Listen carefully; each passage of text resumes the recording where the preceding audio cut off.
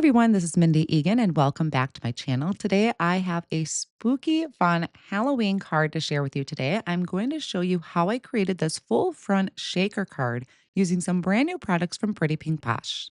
I know Halloween is a little ways off, but I absolutely love making Halloween cards. So I'm going to try and turn this into a series as we lead up to Halloween. So I will make a playlist for those videos. I am joined by many friends in a video hop today celebrating the August release from Pretty Pink Posh. Now, I'm going to have information down below in the video description, but be sure to leave a comment to get you entered into the giveaway. There is going to be a giveaway at every stop along the hop, so be sure to go down to the video description and check that out. I'm also going to have a link to the next person in the hop. The products that I plan on using today is the Halloween Greetings Stamp and Die Set, Spider Friends Stamp and Die, and then the Spiderweb cover plate. The first thing that I'm going to do is stamp out one of the images from the Spider Friends stamp set. This one happens to be this spider with a cute little witch hat on it. It is the only kind of spider that I like. And I'm also going to stamp out a sentiment right away from the Halloween greetings. So I stamped both of those in jet black ink, which is an alcohol marker friendly ink, onto Hammermill cardstock. And I'm going to be using my Olo markers to color in my spider.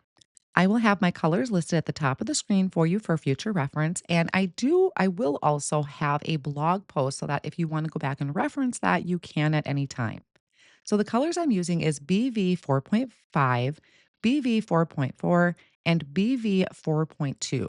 Now it is kind of a jump from the 4.4 to the 4.2.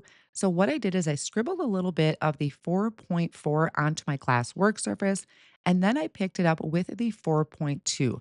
That kind of is like the tip to tip method that you may have seen me use with Copic markers. And so sometimes it's nice to just be able to scribble it onto a slick surface and pick it up that way. The shading for the band on the witch's hat, I did O 2.7 and O 2.4 just to give that a little shading. I did a light gray for the hat. That is going to be CG5, CG3, and CG1. I'm also coloring with my cardstock on top of another piece of cardstock. So sometimes I do like to do that. I don't know. I just feel like it gives me a little bit better results sometimes. So I did have that on top of a heavyweight cardstock. I lined up the coordinating die for both and I ran that through my die cut machine. I also die cut out the spider one more time using some just plain white cardstock. And I die cut out the sentiment two more times. I like to do that a lot of times to kind of give the image stability, gives it a little bit thicker feeling. And then with the sentiment, it's just easier to build up the dimension that way, especially when you have kind of some swoopy letters like this one does. For the spider web cover plate, I am going to be die cutting this twice. I'm going to be using the Onyx Treasured Cardstock from Spellbinders. There's a great assortment in here, a really, really good pack of cardstock. I went with this nice glittery one, and then I also die cut it from just some plain black cardstock. So I'm poking all of those inside out or the negative pieces out. I flip that over and I'm going to layer these two together. I am using some craft glue. Now, sometimes if you feel like you get too much glue in one spot, I will take my finger and kind of dab it off. That way I don't have glue kind of seeping out of the edges. Now, notice I did put glue kind of all over the spider web and on the outside. I want to make sure I don't have anything coming up in between. A lot of times I will also set something heavy on it, like a book or a couple misties, just to give that a minute or two to really bind together. Then I flip this over and I'm going to line the border. Now, this is the back side of my spider web. I'm lining that outer edge with some double sided tape. And then I'm going to remove the backing of that double sided tape and I'm placing a piece of acetate over the top. This is cut to 4 1/4 by 5 1/2, so it is going to make a perfect full front panel on my card. I also added a little bit of liquid glue to the spider web itself, maybe added a couple dots. And again, here you can see where I just dabbed up some of that excess glue with my finger. This I definitely will set my misties on top of or a book and let that sit for a minute. So while that is setting, I am going to work on the background for my shaker. I am using I think this one was called the Enchanted Garden set from Alt New. I will have it linked down in the video description along with all of the supplies that I'm using today. This is a piece of Hammermill cardstock cut to 4 1/4 by 5 1/2. I'm using a large blending brush to apply color. This is Wisteria. This is the lightest color out of the set, and that's just kind of going to give me a base. The next color I'm bringing in is Hydrangea. So this one, I'm going around the outer edges and I'm also going to come in. Now, I really wanted this to kind of focus where the center of the spider web is.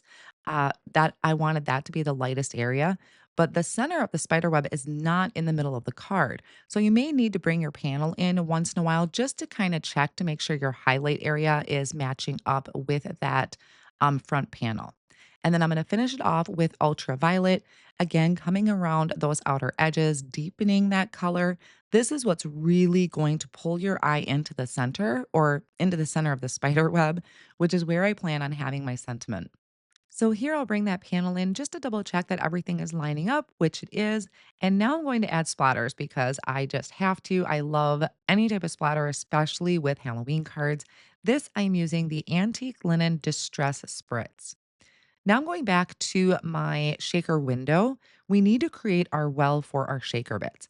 I'm going to go around the outer edges of the back of that panel and I'm going to line up these thin foam strips.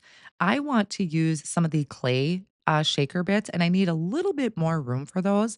So I'm going to add a double layer of foam strips.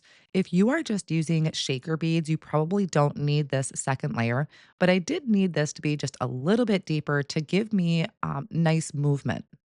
And when you're building this up, make sure everything is butted up right next to each other because we don't want any of that to kind of escape from our shaker window.